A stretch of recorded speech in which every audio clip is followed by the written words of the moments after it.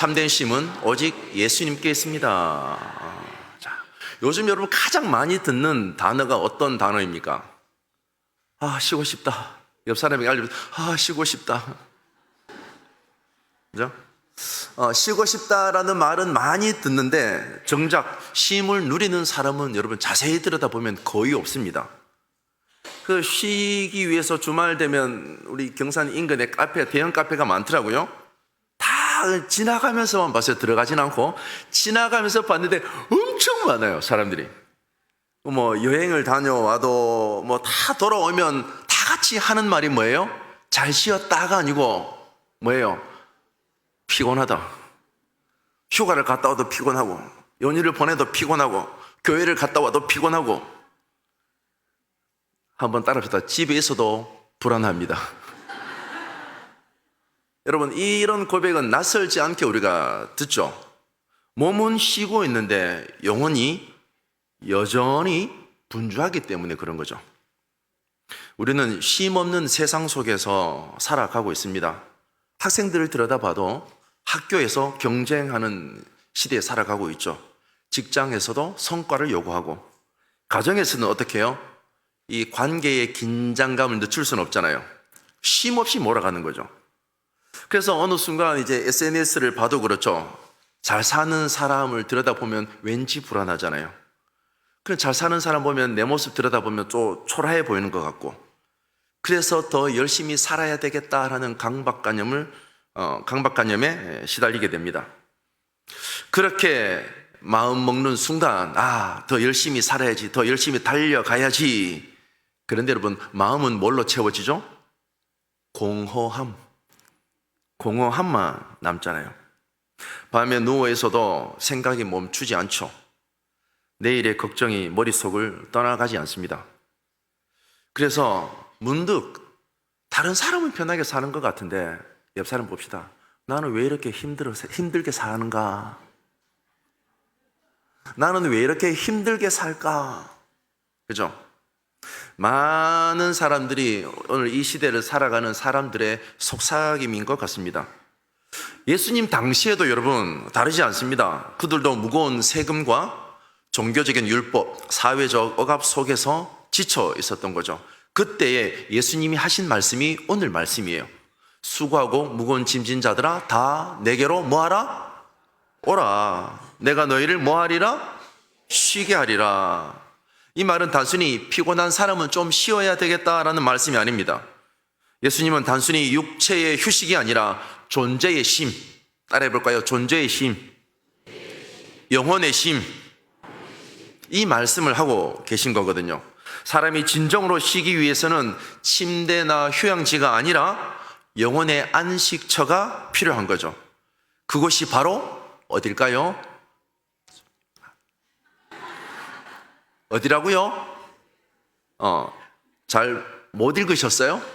예수님 안. 그리스도 안이죠. 그리스도 안. 그래서 한 심리학자는 이런 말을 했습니다. 현대인들은 일에 중독된 존재가 아니라 불안에 중독된 존재다. 맞죠? 끊임없이 뭔가 해야 안심이 되는 거죠. 아무것도 안 하면 왠지 불안하잖아요. 그러나 성경은 뭐라고 말합니까? 시편 46편 10절에 보면 너희는 가만히 있어 주가 하나님 됨을 뭐하리라? 알지어다. 하나님은 우리에게 멈춤을 명령하세요. 멈춤은 단순히 아무것도 하지 않는 것이 아니라 하나님께 시선을 두는 행위입니다. 세상은 더 해야 된다고 말하지만 예수님은 내게로 오라고 말씀하십니다. 세상은 내가 책임져야 된다고 말합니다. 근데 예수님은 내가 너를 쉬게 하리라고 약속하십니다. 사랑하는 여러분, 한번 물어봅시다. 내 마음은 어디에 두고 있는 것일까? 혹시 몸은 교회에 와 있어도 마음은 여전히 세상의 무게에 여러분 눌려 있지 않습니까? 예수님은 오늘도 말씀하세요. 내게로 오라고. 초대 2000년 전 갈릴리에만 울려 퍼진 말씀이 아닙니다. 지금 이 순간 우리 각자의 마음을 향한 하나님의 초대인 줄 믿습니다. 참된 쉼은 예수님께 있기 때문에 그렇습니다. 그분께 나아갈 때 우리의 무거운 짐이 내려지고 영혼의 쉼이 쉴 수 있는 줄 믿습니다. 그래서 참된 쉼은 예수님께 있는데요, 인생의 무거운 짐이 뭔가 우리는 한번 생각해 보아야 합니다. 예수님께서 사람들을 보실 때 단순히 분주하게 사람으로 보지 않으셨어요. 예수님의 눈은 짐진 자, 즉 무거운 짐을 지고 힘겹게 걸어가는 인생들이 보인 거죠. 그래서 28장 11장 28절 보면 수고하고 무거운 짐진 자들아, 수고하고 무거운 짐진 자들아, 예수님의 눈에는 이들이 보여진 거죠. 여기서 수고라는 단어는 단순한 피로가 아닙니다. 지속적인 고통과 반복되는 노력으로 인한 지침, 그죠? 지속적인 고통과 반복적인 노력으로 인한 지침을 의미합니다. 그리고 무거운 짐은 단순히 외적인 부담이 아니라 영혼을 짓누르는 삶의 짐을 뜻합니다. 우리는 모두 각자의 짐을 지고 살아갑니다. 겉으로는 멀쩡해 보이는데 마음 속은 무거운 거죠. 무게가 있는 거죠. 첫 번째 짐은 뭘까요? 죄의 짐이죠. 가장 근원적인 짐은 죄의 짐입니다. 아담과 하와가 하나님께 불순종했을 때 그들의 마음에 찾아온 첫 감정이 무엇이었냐면 두려움과 수치심이었습니다. 그래서 그들은 하나님의 낯을 피하여 동산나무 사이에 숨었더라라고 성경이 말씀합니다. 죄는 항상 숨게 만듭니다. 죄책감은 마음을 짓누르고 우리로 하여금 하나님 앞에 서지 못하게 만드는 거죠. 오늘날에도 많은 사람들이 죄의 짐을 지고 살아갑니다. 내가 왜 그때 그런 말을 했을까? 내가 왜 그때 그런 행동을 했을까? 내가 왜 그때 그 선택을 했을까? 후회와 자책으로 밤마다 가슴을 조이며 살아가죠. 심지어 신앙생활을 하는 사람들조차도 은혜를 받고서도 죄책감에서 벗어나지 못한 채 살아가는 거죠. 하나님은 용서하셨는데 어떻게 해요? 내가 나를 아직까지 용서하지 못한 것. 그래서 사탄은 그 틈을 파고 들어갑니다. 넌 이미 끝났다고, 다시 회복될 수 없을 거라고. 그러나 예수님은 이렇게 말씀하시죠. 수고하고 무거운 짐진 자들아, 다 내게로 오라. 내게 오면 그 죄의 짐을 내가 대신 질 것이다. 십자가 위에서 예수님은 우리의 모든 죄를 짊어지셨습니다. 그분의 피는 과거의 죄, 현재의 죄, 미래의 죄까지도 다 덮은 줄 믿습니다. 그의 피의 능력 앞에서 죄의 짐은 더 이상 우리를 억누를 수 없는 줄 믿습니다. 그럼에도 우리는 여전히 스스로 짐을 지고 가려고 합니다. 하지만 진정한 평안은 짐을 내려놓을 때 오는 줄 믿습니다. 두 번째 짐은요, 세상의 짐입니다. 성공과 생존의 압박이죠. 우리는 세상의 짐에 눌려 삽니다. 성공해야 됐다. 교회에서도 여러분 어느 순간 성공이라는 단어가 굉장히 많이들, 저 사람 성공했다, 저 성도 성공했다, 돈 있다, 그런 거 아니에요 여러분? 누구에게나 인정받고 자기가 원했던 것 성취하고, 어느 순간 이걸 듣는 이 모든 것이 우리로 하여금 쉬지 못하게 합니다. 그래서 사람들이 결단하는 게 뭐예요? 그래, 내가 좀 더 젊었을 때 더 벌어야지, 더 잘해야지, 뒤처지면 안 되니까 이 강박 속에서 살아가게 되는 거죠. 그래서 여러분, 이 시대 청년들이 포기하는 게 많습니다. 4가지를 포기한다고 들었는데 어느 순간 지나고 보니까 7가지를 포기한대요. 7포. 결혼도 포기하고, 잘 나가는 직장도 포기하고, 결혼해도 자녀도 포기하고, 신앙도 포기하고. 왜요? 늘 경쟁 속에 살아가니까. 회사에서는 성과로 평가받고, 친구들을 들여다보니까 이미 결혼하고 집도 샀어요. 아무리 해도 부족한 자기 모습이 보이는 거죠. 그 마음에 여러분 쉼이 있을까요? 그 마음에 쉼이 없습니다. 왜냐하면 그의 가치는 비교와 성취에서 비롯되었기 때문입니다. 그러나 하나님은 이렇게 말씀하십니다. 누가복음 12장 15절 말씀은요. 한번 읽어볼까요? 시작.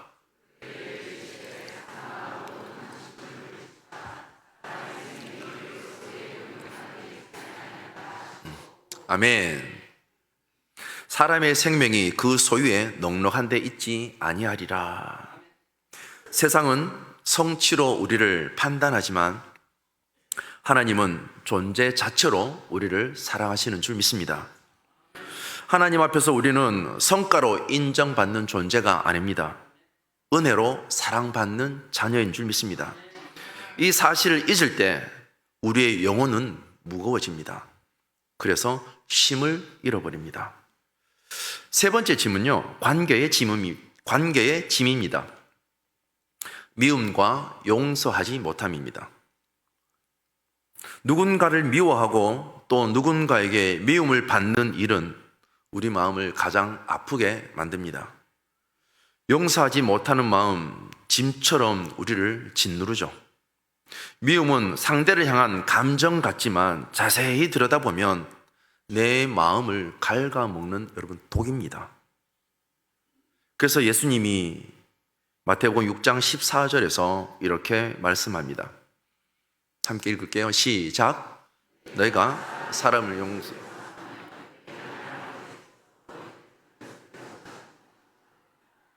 다시 한번 읽어볼까요? 시작. 너희가 사람의 잘못을 용서하면 너희 하늘 아버지께서도 너희 잘못을 용서하시려니와. 용서하면 용서하시는데 용서 안 하면 용서 안 하시는 거죠. 여러분 잘 이 말씀을 꼭 씹어보면요, 용서는 감정이 아닙니다. 용서는 믿음의 선택입니다. 우리는 감정으로 인해서 용서하기 굉장히 힘들죠. 그런데 성경은 용서는 감정이 아니라 믿음의 선택이라고 말씀합니다. 내가 옳고 그름을 판단하기 전에 예수님이 먼저 나를 용서하셨다는 사실을 기억할 때 그 은혜로 다른 사람을 용서할 수 있게 됩니다. 그때 어떻게 돼요? 마음의 짐이 풀리는 거죠. 용서는 상대를 위한 것처럼 보입니다, 여러분. 그런데 아닙니다. 용서는 상대를 위한 것이 아니라 내가 자유로워지기 위한 하나님의 선물입니다. 그래서 인생의 짐은 여러분 혼자 해결할 수 없습니다. 그런데 우리는 어떻게 해요? 모든 짐을 우리 스스로가 해결하려고 합니다. 내가 좀 더 노력하면 나아지겠지. 이 시간이 좀 지나면 잊혀지겠지. 죄송해요. 저도 조금 살아보니까요, 안 되더라고요. 아무리 애써도 여러분, 짐은 사라지지 않습니다. 그저 잠시 잊혀질 뿐, 더 무겁게 돌아옵니다. 예수님은 우리가 혼자 짐을 지고 가는 것을 원치 않으십니다. 그분은 우리의 짐을 대신 지시기 위해 오셨습니다. 그래서 수고하고 무거운 짐진 자들아, 우리를 초대하시는 거죠. 그 초대는 정죄가 아니라 사랑의 부르심입니다. 하나님은 피곤한 사람, 실패한 사람, 눈물 흘리는 사람을 부르세요. 왜냐고요? 그분의 마음이 그분들에게 있기 때문에 그렇습니다. 지금도 마음속에 내려놓지 못한 여러분 짐이 있으세요? 그 짐은 예수님이 대신 지시기 위해 지금도 기다리고 계신 줄 믿습니다. 그래서 예수님께서 우리에게 이렇게 말씀하십니다. 사랑하는 아들아, 사랑하는 딸아, 그 짐 이제 나에게 다 맡겨라. 그리고 너는 잠시 쉬어라. 내가 대신 지고 갈게. 여러분, 이 음성 들을 수 있길 주의 이름으로 축원합니다. 우리의 짐은 무겁지만 예수님의 사랑은 그보다 더 크기 때문에 그렇습니다. 두 번째요, 참된 짐이 왜 예수님께만 있냐면 우리를 초대하신 분이 예수님이세요. 어떻게 초대하셨죠? 내게로 오라. 세상 어느 초대와도 여러분 다르죠? 다 내게로 오래요. 보통 사람은 내게로 오라고 할 때 조건을 붙입니다. 성공하면 네가 여기 끼워줄게. 네가 준비되면 그때 다시 찾아와라. 너무 지저분하니까 씻고 다시 와라. 그런데 예수님은 그 초대에 전혀 그런 말씀이 없으세요. 수고하고 무거운 짐진 자들아, 어떻게 해요? 어떻게 해요? 기억하시네요. 다 내게로 오라. 다라는 단어가 여러분 굉장히 중요합니다. 예수님은 누구도 제외하지 않으세요. 성공하는 자나 실패한 자나 죄인이나 의인이나 상처 입은 자나 평안한 자 모두에게 예수님은 열어놓으신 분이세요. 그래서 이 초대는 사랑의 포용이며 하나님의 은혜의 선언입니다. 예수님의 이 초대는 단순히 종교적인 행사가 여러분 아닙니다. 예배 드리러 와라, 교회에 와라, 이건 여러분 초대가 아닙니다. 예수님께 오라, 예수님께 오라. 뭐예요? 인격적인 관계의 초대입니다. 예수님은 우리에게 교리나 의식을 먼저 요구하지 않으셨습니다. 먼저 나에게 오라라고 말씀하셨어요. 왜냐하면 신앙의 본질은 지식이 아니라 관계이기 때문에 그렇습니다. 신앙은 예수님에 대해서 아는 게 아니고 예수님을 아는 것이거든요. 누가 예수님에 대해서 뭐라 하더라가 아니고 내가 경험한 그 예수님을 아는 거예요.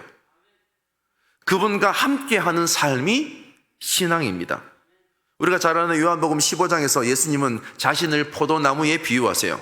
그리고 우리를 가지라고 말씀하세요. 나는 포도나무요, 너희는 가지라. 그가 내 안에, 내가 그 안에 거하면 사람이 열매를 많이 맺나니 나를 떠나서는 너희가 아무것도 할 수 없음이라.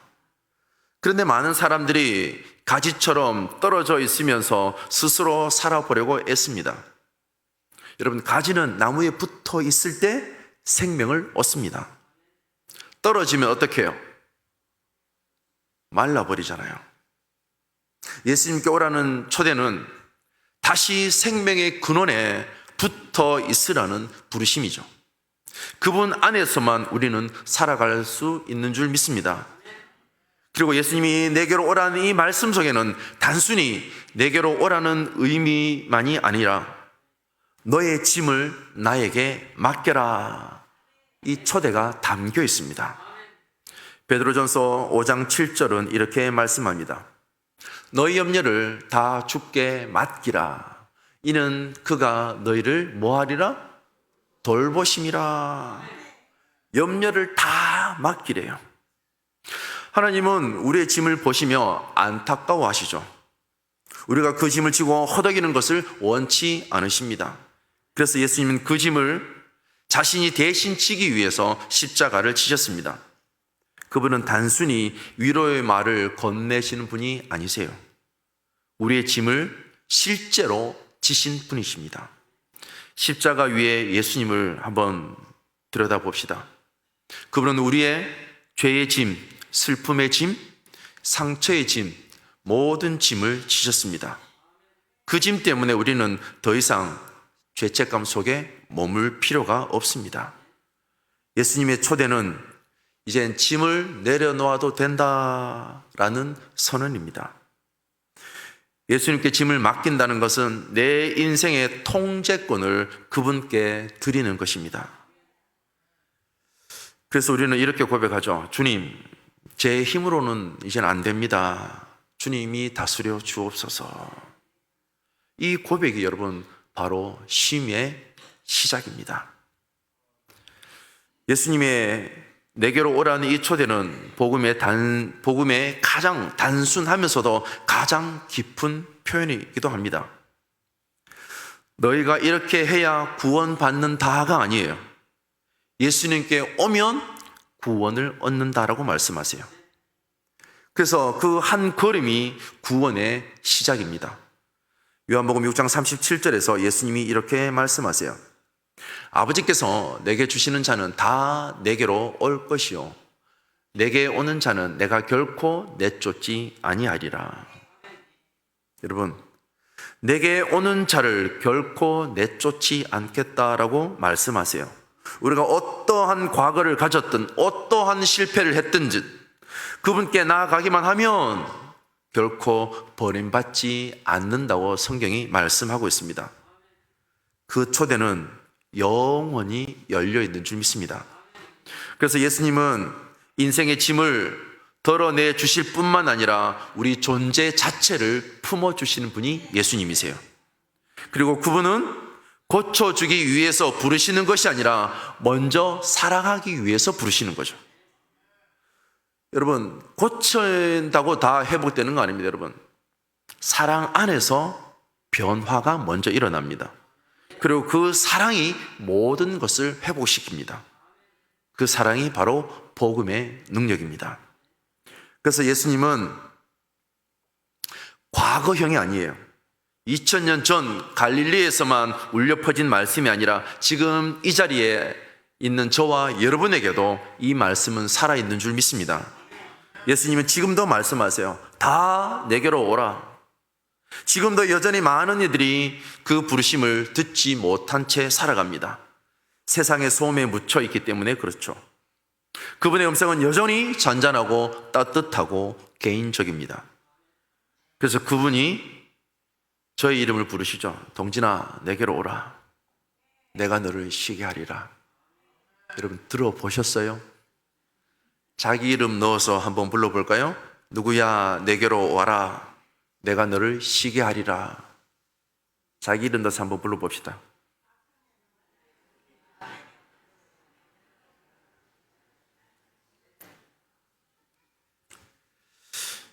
예수님의 초대는, 이 초대는 우리의 인생을 바꾸는 시작점입니다. 예수님께 나올 때 우리는 세상이 줄 수 없는 평안과 자유를 경험하게 됩니다. 주님께 가까이 가면 갈수록 여러분 짐은 가벼워지고 마음은 자유로워집니다. 이 초대는 선택이 아니라 생명으로의 초대인 줄 믿습니다. 마지막 세 번째요. 참심은 예수님께 있는 그 이유는요, 예수님의 약속입니다. 내가 너희를 쉬게 하리라. 예수님은 단지 내게로 오라고 하신 것에서 그치지 않으셨어요. 내가 너희를 쉬게 하리라. 피곤한 사람에게 휴식을 주겠다, 이 의미가 아닙니다. 여러분, 여기서 쉼은 육체의 쉼보다 더 깊은 영혼의 회복과 존재의 안식을 의미합니다. 예수님은 단순한 휴식을 약속하신 것이 아니라 우리 존재 전체를 회복시키시는 그 쉼, 하나님과의 관계 안에서 누리는 평안을 약속하셨습니다. 사람이 진정으로 쉴 수 없는 이유는 여러분 죄 때문이죠. 죄는 하나님과의 관계를 끊어놓고 우리 마음속에 끊임없는 불안과 두려움을 만들어냅니다. 아담이 죄를 짓고 제일 먼저 한 행동 뭐였다고요? 하나님을 피하여 숨은 거죠. 죄는 우리를 숨게 만듭니다. 그 숨음 속에서 결코 쉼은 없습니다. 하지만 예수님은 십자가에서 그 죄의 장벽을 허무셨습니다. 그분의 피는 우리의 양심을 깨끗하게 하셨고 죄책감에 눌린 마음을 자유케 하셨습니다. 그래서 히브리서 기자는 9장 14절에서 이렇게 선포합니다. 함께 읽을까요? 하물며 영원하신 성령으로 말미암아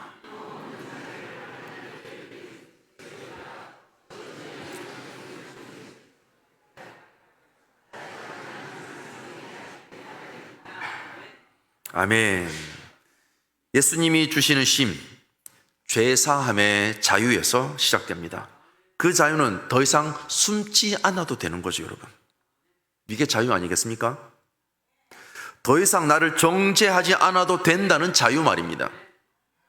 우리가 용서받은 존재라는 사실을 믿을 때 우리의 영혼은 비로소 숨을 쉬게 됩니다.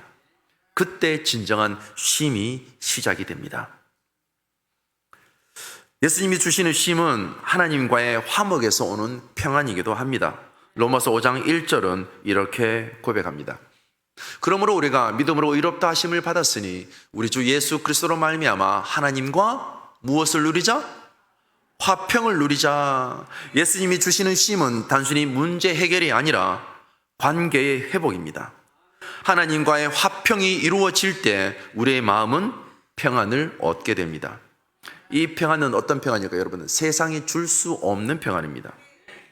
그래서 요한복음 14장 27절 이렇게 말씀합니다. 평안을 너희에게 끼치노니 곧 나의 평안을 너희에게 주노라.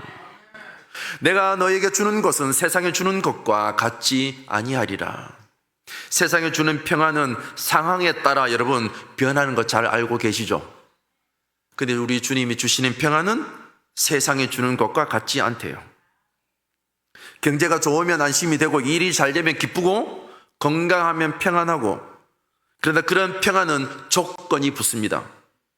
반면 예수님이 주시는 평안은 상황을 초월한 평안입니다. 풍랑 가운데서도 평안할 수 있는 이유, 그것은 예수님이 함께 계시기 때문인 줄 믿습니다. 마가복음 4장의 제자들이 폭우 속에서 두려워 떨고 있을 때 예수님은 배 안에서 주무셨어요.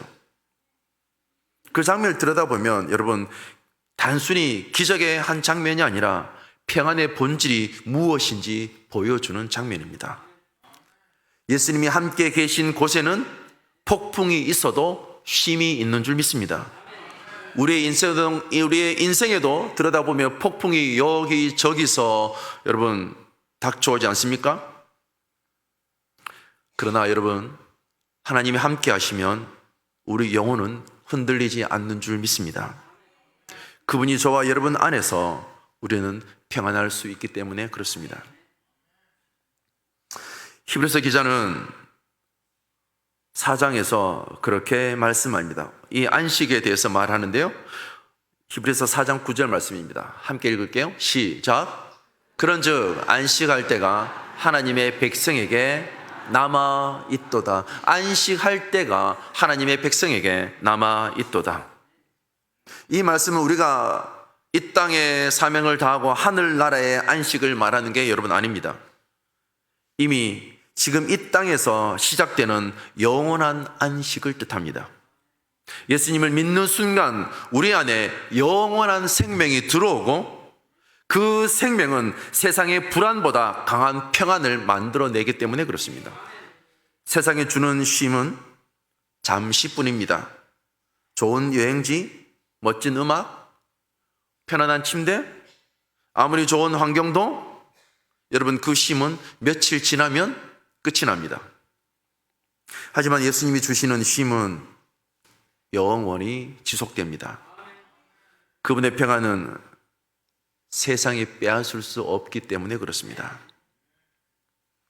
그래서 요한복음 4장 14절은 이렇게 말씀합니다. 내가 주는 물을 마시는 자는 영원히 목마르지 아니하리니. 이것이 예수님이 주시는 쉼의 본질입니다. 그분 안에서 우리는 더 이상 무엇을 증명하거나 무엇을 얻기 위해 애쓰지 않아도 됩니다. 그분의 사랑 안에서 이미 충분하고 이미 완전한 줄 믿습니다. 그때 우리의 영혼은 고요한 쉼을 누리게 되는 줄 믿습니다. 그리고 쉼은 다른 무엇이 아니라 예수님 자신입니다. 우리는 흔히 쉼을 찾는다고 말하지만 쉼은 장소나 시간, 환경이 아닙니다. 인격이신 예수님 그 자체입니다. 예수님은 단지 쉼을 주시는 분이 아니라 쉼이 되시는 분입니다. 그분 안에 거할 때 우리는 쉼 그 자체 안에 들어가게 됩니다. 그래서 이사야 26장 3절은 이렇게 말씀합니다. 주께서 심지가 견고한 자를 평강에 평강으로 붙드시니 이는 그가 주를 의뢰함이라. 주께서 심지가 견고한 자, 하나님을 붙드는 자, 하나님을 신뢰하는 사람, 예수님 안에 머무는 사람, 폭풍 속에서도 평안한 줄 믿습니다. 그 평안은 세상의 평안과 비교할 수 없고 그것은 하나님의 임재의 힘입니다. 그래서 예수님께서 내가 너희를 쉬게 하리라고 말씀하셨어요. 그 말씀은 내 안에서 나와 함께 머물자라는 하나님의 고백이죠. 그분 안에서 여러분 머무는 것이 바로 쉼의 완성인 줄 믿습니다.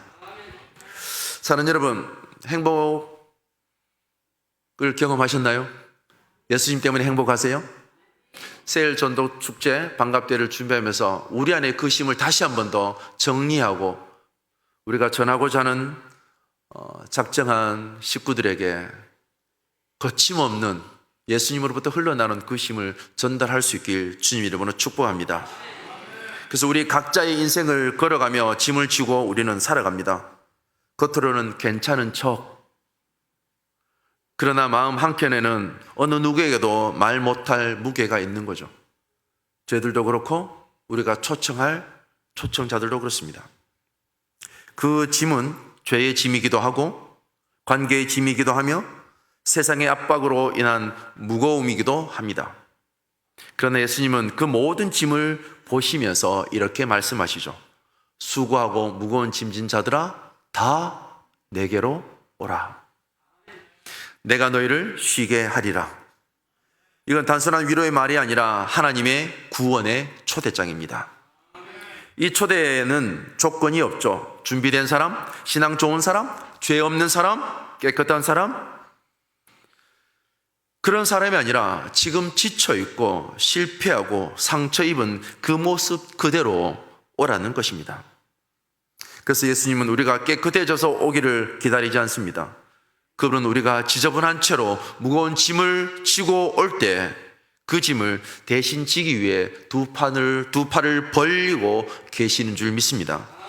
예수님께로 온다는 것은 단순히 교회로 오는 것이 여러분 아닙니다. 예수님을 인격적으로 만나는 것입니다. 그분 안에서 쉼을 얻는다는 것, 문제의 해결보다 먼저 마음의 평안, 존재의 회복을 얻는 것입니다. 예수님께로 가면 우리의 죄가 용서받고 하나님과의 관계가 회복되며 우리의 영혼은 안식하게 되는 줄 믿습니다. 여러분 잘 기억하십시오. 세상은 끊임없이 더 해야 된다고 더 많은 것을 요구합니다. 하지만 예수님은 이제 그만해라.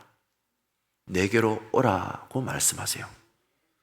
세상은 성취를 통해 평안을 얻으려고 말하지만 예수님은 사랑받음 속에서 쉼을 누리라고 말씀하세요. 그 차이는 인생을 여러분 바꿔 놓습니다. 오늘 이 시간 주님께로 오라는 그 초대 앞에 우리가 먼저 그 부르심에 응답할 수 있길 주님 이름으로 축복합니다. 짐을 여전히 지고 가시는 분 계세요? 아니면 주님께 맡기시겠습니까? 예수님께로 나아가면 그 한 걸음이 저와 여러분의 인생을 바꿔 놓는 줄 믿습니다. 그래서 예수님은 내게 오는 자를 내가 결코 내쫓지 아니하리라. 이 약속은 오늘 저와 여러분에게도 동일한 줄 믿습니다. 그래서 여러분 예수님 품에 안길 수 있길 주님 이름으로 축복합니다. 그 품이 곧 쉼입니다. 그 사랑이 안식입니다. 그분 안에서 더 이상 두려워하지 말고 비교할 것도 증명할 것도 없습니다. 오직 주님 안에서 우리는 참된 쉼을 누리게 될 줄 믿습니다. 아멘.